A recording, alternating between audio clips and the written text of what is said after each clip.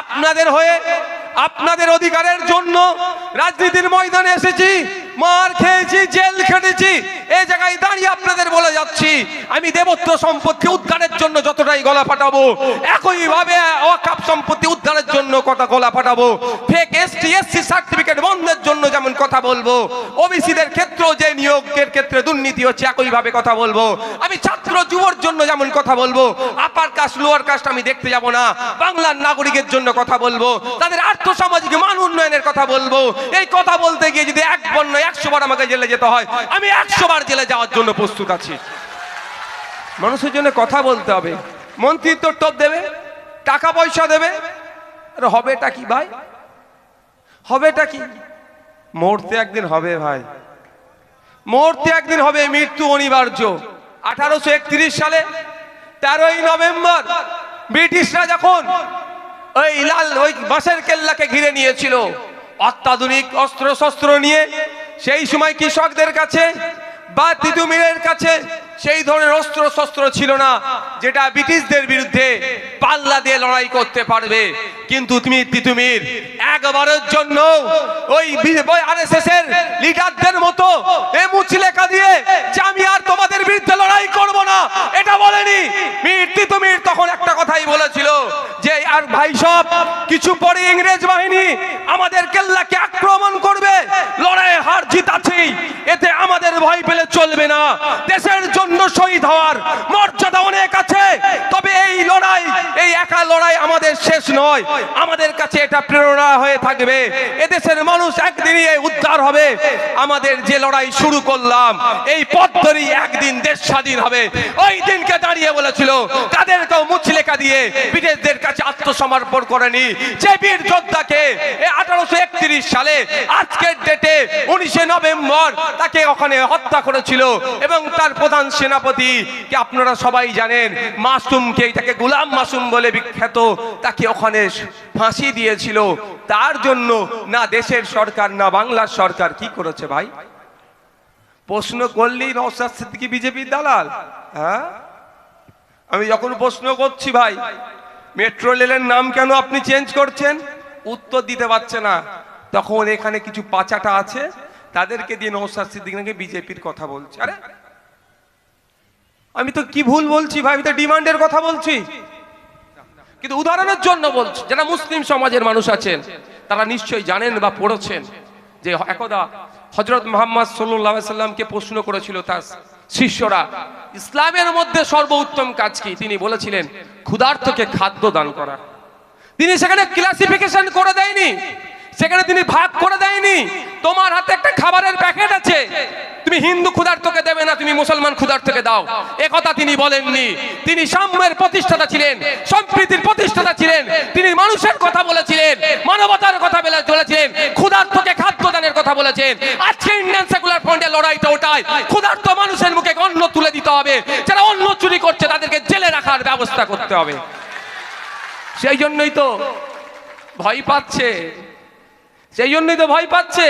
কেন নওশাদ সিদ্দিকী কথা বলছিল তার পাশে কেন বিশ্বজিৎ মাইতি থাকবে? নওশাদ সিদ্দিকী কথা বলছে কেন তার পাশে তাপস ব্যানার্জি থাকবে? ওদের ব্রেন খারাপ হয়ে যাচ্ছে। আরে তাপস ব্যানার্জিও যে ধর্ম থেকে বিলং করে তারও ধর্মগ্রন্থ খুলুন না।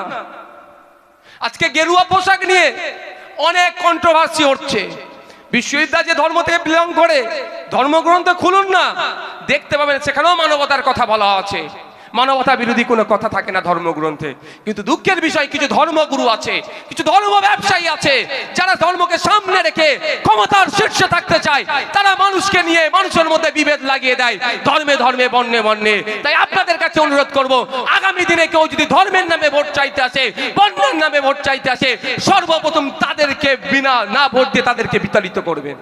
যখনই আমি আওয়াজ তুলছি আমার হিন্দু ভাইদের দেবত্ব সম্পত্তি বিহাত হয়ে যাচ্ছে, যেটা হস্তান্তরযোগ্য নয়, যেটা বিক্রি করা যায় না। আমার আদিবাসী ভাইদের জল জমি জঙ্গল বেহাত হয়ে যাচ্ছে, যেটা জল জমি জঙ্গলের উপরে স্বাভাবিক অধিকার তাদের থাকে। কোন জায়গায় অযোধ্যা দুর্গা প্রকল্পের নামে তাদেরকে উচ্ছেদ করা হচ্ছে, বা পুরুলিয়াতে অঘরপুরে আমি গিয়েছিলাম, যেতে চেয়েছিলাম, ওকে আটকে দেওয়া হচ্ছে। সেখানেও প্রকল্পের নামে তাদেরকে উচ্ছেদ করার পরিকল্পনা চলছে।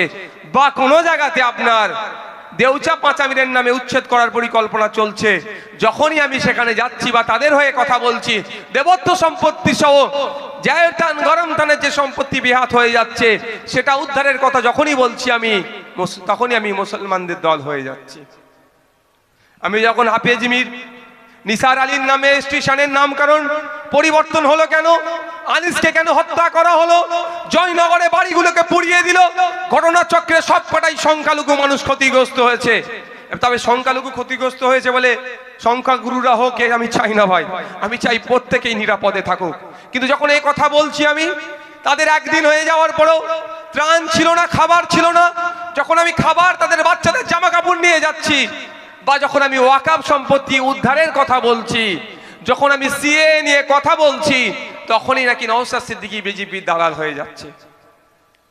কোনো এক সমাজের কথা বললে মুসলমানদের দল, অন্য কোনো সমাজের কথা বললে বিজেপির দালাল। ভাই যাবো কোথায়?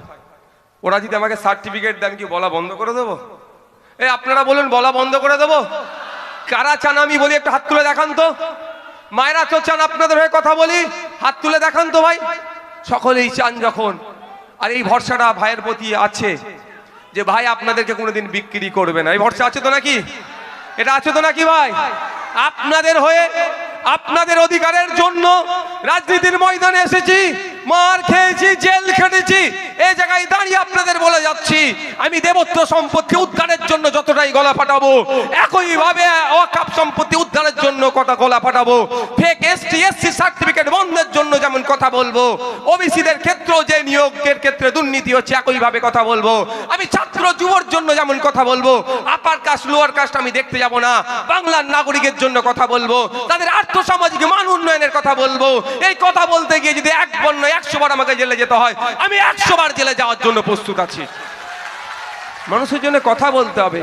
মন্ত্রিত্ব টপ দেবে, টাকা পয়সা দেবে, হবেটা কি ভাই? হবেটা কি? মরতে একদিন হবে ভাই, মরতে একদিন হবে, মৃত্যু অনিবার্য। গত রাত্রের কথা বলছি আমি, আমার ইব্রাহিম শাহজাহানের বাড়িতে বিশাল জলসা হলো, দেখলেন তো? জলসায় প্রচুর লোকজন হয়েছিল। রাত্রে কিছু আমার বাড়িতে লোক দলিজেই ছিল, একজন একদম বয়স্ক লোক চেয়ারে বসেছিল। তো ওনাকে মশা কামড়াচ্ছিল বলে উনি ঘুমায়নি, উঠে বসেছিল। আমি বললাম বাপ পাখাটা চালিয়ে দিচ্ছে। বলে ঠিক আছে। পাখাটা চালিয়ে দেওয়ার পরে উঠে কষ্ট করে যাওয়ার চেষ্টা করছিল। আমি বাড়িয়ে দিলাম, হাতটা ধরলো। ওনাকে আমি একটু এগিয়ে দিলাম। আমি মহান কাজ কিছু করে ফেলেছি ওটা বলছি না, কিন্তু আমি অনুভব করলাম নিজেকে আমি অনুভব করলাম যখন ওনাকে আগিয়ে দিচ্ছিলাম যে একদিনও হয়তো আমার ওটা আসতে পারে। এখন এমন জিন্দেগি করব, এমন জিন্দেগি আমাদেরকে তৈরি করতে হবে। মৃত্যুর দিকে আমরা ক্রমশ এগিয়ে যাচ্ছি, আমাদের বয়স বাড়ছে না নয়। আমি মনে করি আমাদের আয়ু কমছে, আমরা মৃত্যুর দিকে এগিয়ে যাচ্ছি। কেউ 70 বছর, কেউ 60 বছর, কেউ 50 বছর। যে আয়ু নিয়ে পৃথিবীর বুকে এসেছে, যত তার বয়স বাড়ছে সে তত কিন্তু মৃত্যুর দিকে এগিয়ে যাচ্ছে। একজন 50 বছর আয়ু নিয়ে পৃথিবীতে এসেছে, তার এখন 30 বছর বয়স, তাহলে স্যার 20 বছর বাঁচবে, তখন 35 বছর হয়ে যাবে, আর ক্রমশ মৃত্যুর দিকে এগিয়ে যাচ্ছে। এমন জীবন আমাদের গড়া দরকার যে চোখটা বন্ধ করার পরে যার যেটা ধর্মীয় বিশ্বাস, কেউ স্বর্গে যাবে, কেউ জান্নাতে যাবে, তার রাস্তাটা করতে হবে। আর সেটা তখনই হবে ভালো খারাপের যখন বলার ক্ষমতা থাকবে। ভালো খারাপের বলার ক্ষমতা নয়, আপনি চুপ থাকুন, কিন্তু ভালো খারাপের সাথে যদি আপনি যুক্ত হয়ে যান, মৃত্যুর পরে না স্বর্গে যেতে পারবেন না জান্নাতে যেতে পারবেন। আপনার জায়গা নরক হবে, আপনার জায়গা জাহান্নাম হবে। আপনি যদি কারোর টাকা মেরে নেন, এই ভাইরা ভালোবাসছে আমাকে, আর আমি মধ্যখান থেকে যদি বিজেপির কাছ থেকে মাল নিয়ে আপনাদেরকে করি, তাহলে আমি আর জায়গা কোথায় হবে ভাই? কোথায় হবে বলুন না? আরে ভয়ের কি আছে বলুন? আর আমি আপনাদের হয়ে যদি কথা বলি, মানুষের অধিকারের কথা বলি, আজকে ক্ষুধার সূচকে ভারতবর্ষের স্থান বাংলাদেশ পাকিস্তানের গায়ে চলে গিয়েছে। 100-র অধিকে, 100-র ওপারে আমাদের ক্ষুধার সূচকে। আমরা ক্ষুধার্তকে খাদ্যের দানের কথা বলছি। যারা মুসলিম সমাজের আছেন, আমি ধর্মীয় এখান থেকে ধর্মীয় কথা বলি না, কিন্তু উদাহরণের জন্য বলছি, যারা মুসলিম সমাজের মানুষ আছেন তারা নিশ্চয়ই জানেন বা পড়েছেন যে একদা হযরত মুহাম্মদ সাল্লাল্লাহু আলাইহি সাল্লামকে প্রশ্ন করেছিল তার শিষ্যরা, ইসলামের মধ্যে সর্বোত্তম কাজ কি? তিনি বলেছিলেন ক্ষুধার্তকে খাদ্য দান করা। তিনি সেখানে ক্লাসিফিকেশন করে দেয়নি, সেখানে তিনি ভাগ করে দেয়নি। তোমার হাতে একটা খাবারের প্যাকেট আছে, তুমি হিন্দু ক্ষুধার্তকে দেবে না, তুমি মুসলমান ক্ষুধার্তকে দাও, একথা তিনি বলেননি। তিনি সাম্যের প্রতিষ্ঠাতা ছিলেন, সম্প্রীতির প্রতিষ্ঠাতা ছিলেন। তিনি মানুষের কথা বলেছিলেন, মানবতার কথা বলেছিলেন, ক্ষুধার্তকে খাদ্যদানের কথা বলেছেন। আজকে ইন্ডিয়ান সেকুলার ফ্রন্টের লড়াইটা ওটাই, ক্ষুধার্ত মানুষের মুখে অন্ন তুলে দিতে হবে। যারা অন্ন চুরি করছে তাদেরকে জেলে রাখার ব্যবস্থা করতে হবে। সেই জন্যই তো ভয় পাচ্ছে, সেই জন্যই তো ভয় পাচ্ছে। কেন নওশাদ সিদ্দিকী কথা বলছিল, তার পাশে কেন বিশ্বজিৎ মাইতি থাকবে? নওশাদ সিদ্দিকী কথা বলছে, কেন তার পাশে তাপস ব্যানার্জি থাকবে? ওদের ব্রেন খারাপ হয়ে যাচ্ছে। আরে তাপস ব্যানার্জিও যে ধর্ম থেকে বিলং করে, তারও ধর্মগ্রন্থ খুলুন না। আজকে গেরুয়া পোশাক নিয়ে অনেক কন্ট্রোভার্সি হচ্ছে। বিশ্বজিৎ যে ধর্ম থেকে বিলং করে, ধর্মগ্রন্থ খুলুন না, দেখতে পাবেন সেখানেও মানবতার কথা বলা আছে। মানবতা বিরোধী কোনো কথা থাকে না ধর্মগ্রন্থে। কিন্তু দুঃখের বিষয়, কিছু ধর্মগুরু আছে, কিছু ধর্ম ব্যবসায়ী আছে, যারা ধর্মকে সামনে রেখে ক্ষমতার শীর্ষে থাকতে চায়। তারা মানুষকে নিয়ে মানুষের মধ্যে বিভেদ লাগিয়ে দেয়, ধর্মে ধর্মে, বর্ণে বর্ণে। তাই আপনাদের কাছে অনুরোধ করব, আগামী দিনে কেউ যদি ধর্মের নামে ভোট চাইতে আসে, বর্ণের নামে ভোট চাইতে আসে, সর্বপ্রথম তাদেরকে বিনা না ভোট দিয়ে তাদেরকে বিতাড়িত করবেন। 2014 সালের আগে হিন্দু খাতরে মে হ্যায় বলে অনেক ভোট নিল। দেশ স্বাধীন হওয়ার পর থেকে এখন পর্যন্ত বাকি বছরগুলোতে হিন্দু ভাইরা যতটা না টেনশনে ছিল, 100 টাকার ডিজেল কোনোদিন আমার হিন্দু ভাইদেরকে কিনতে হয়নি। ডিজেল পেট্রোল 2014 আগে হিন্দুকে খাতরে থেকে বাঁচাবার জন্য ক্ষমতায় এসে তাকেও 100 টাকা কিনা করাচ্ছে। 2011 সালের আগে মুসলমান বিপদে আছে, শিক্ষা, স্বাস্থ্য, কর্মসংস্থান, হ্যান ত্যান, মুসলমানদের অবস্থা খারাপ। মুসলমানরা ভাবলে এবার কেউ হয়তো উদ্ধার করবে, কিন্তু কি দেখতে পেলাম?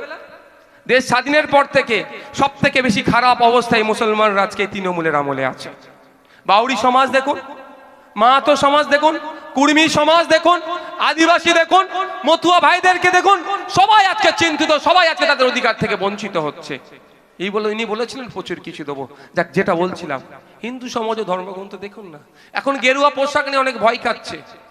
কিন্তু গেরুয়া পোশাকের মানেটা জানেন? গেরুয়ার ত্যাগের প্রতীক। গেরুয়া যে পোশাক, ত্যাগের প্রতীক। কিন্তু দুঃখের বিষয়, আজকে গেরুয়া পোশাক দেখলে সবাই যেন আতঙ্কিত হয়ে যাচ্ছে। কিন্তু ওরা গেরুয়া পোশাকধারী যারা গেরুয়া পোশাকে সামনে রেখে ভক্ষণ করার চেষ্টা করছে, তাদের জন্য পোশাকটার বদনাম হচ্ছে। আমি আপনাদের অনুরোধ করব, ওই পোশাকধারী সকলকে আপনারা ওই নজরে দেখবেন না। আমি তো মনে করি যে প্রকৃত গেরুয়া বসন পরে থাকবে, ত্যাগের এতে পড়ে থাকবে, তার কাছে সবাই তো সুরক্ষিত। যোগী আদিত্যনাথের ওই গেরুয়া পোশাককে আমরা ভরসা করতে পারি না। আমরা স্বামীজির গেরুয়া পোশাককে ভরসা করি, তাকে সম্মান জানাই। আর গেরুয়া বসনের সম্পর্কে জানতে গেলে যোগী আদিত্যনাথের বসনকে নিয়ে আপনারা গবেষণা করবেন না, চলে যান স্বামীজির কে নিয়ে গবেষণা করুন, তার কথাবার্তা, চিন্তা ভাবনা নিয়ে গবেষণা করুন, তাহলেই গেরুয়া বসন সম্পর্কে আপনাদের ধারণা ঠিক হবে। আজকে ধর্ম নিয়ে রাজনীতি হচ্ছে, সমস্যা এই। তিতুমিরের নামের অভিযোগ একটা ইতিহাস আছে। আমরা কিন্তু আমাদের স্বাধীনতা সংগ্রামী, আমাদের সমাজের বীরের যেমন আছেন বিরসা মুন্ডা, ভগৎ সিং, আশফাকুল্লাহ খান, হাফেজ মীর নিসার আলী, বিনয় বাদল নীলেশ, শহীদ ক্ষুদিরাম থেকে শুরু করে শহীদ প্রীতিলতা ওদ্দেদার থেকে শুরু করে যারা স্বাধীনতা সংগ্রামী আছে, তাদের আমরা ইতিহাস ভুলে যাচ্ছি। ফলে আজকে আমরা ক্রমশ পিছিয়ে যাচ্ছি। হাফেজ নিসার আলী মাত্র তিনি 18 বছর বয়সে হিফজ কমপ্লিট করেছেন। তার ধর্মীয় পাঠ আমি সেখানে যাচ্ছি না, কিন্তু শুনুন ইনার ইতিহাস বলছে, তিনি যখন বাচ্চা ছিলেন এক রোগে আক্রান্ত হয়েছিল। তিনি রোগে আক্রান্ত হয়েছিলেন, ডক্টর মুসাই যে ঔষধ দিয়েছিল অত্যন্ত তিতকুটে ঔষধ, বাচ্চারা তো দূরের কথা, বড়রাও সেভাবে খেতে পারতো না। কিন্তু ইতিহাস বলছে মীর নিসার আলীকে যখন ওই ঔষধটা দেওয়া হয়েছিল, মীর নিসার আলী তখন তিতুমির ছিলেন না, মীর নিসার আলী ছিলেন। যখন ঔষধটা দেওয়া হয়েছিল, ওই বাচ্চাওয়ালাতেই তিনি অনাসেই হাসি মুখে 10 থেকে 12 দিন ওই তিতকুটে ঔষধ তিনি খেয়েছিলেন। তারপরে পর থেকে তার পরিবার তাকে তিতো বলে ডাকতো। পরবর্তীতে তাকে তিতুমির নামে সারা ভারতবর্ষে তিনি ফেমাস হয়ে গিয়েছিলেন। এটা ইতিহাস, ইতিহাসগুলো আমাদেরকে জানতে হবে। ইতিহাস না জানার ফলে আজকে আমরা ক্রমশ পিছিয়ে যাচ্ছি। সেটা ভুল দিন ভুললে হবে না।